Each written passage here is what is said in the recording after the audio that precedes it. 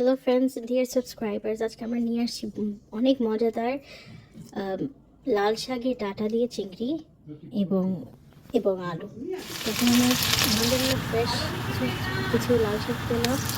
তো ডাঁটাটা অনেক ডেলিকেট ছিল, এটার স্বাদ আরও ভালো ছিল। এখন দেখি আদা বাটা রসুন বাটা একটা ইউজুয়াল আমাদের হলুদ হলুদ এবং হলুদটা কষিয়ে নিয়ে ভালো করে। আর আমরা এক চামচ একটু একটু কম দিয়েছি, আপনি আপনার ভেতরে মতো দিবেন।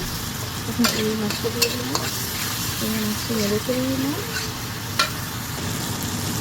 ঘুমাতেই রয়েছে স্বাদ।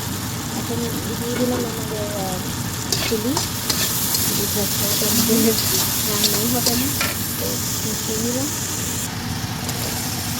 এখন দিয়ে দিব আমাদের লাল শাকের ডাঁটা এবং কত সুন্দর লাগছে। অ্যাকচুয়ালি এই রান্নাটা করতে বেশিক্ষণ সময় লাগেনি, কারণ যে আমাদের আলহামদুলিল্লাহ তরকারিগুলো ভালো ফ্রেশ ছিল।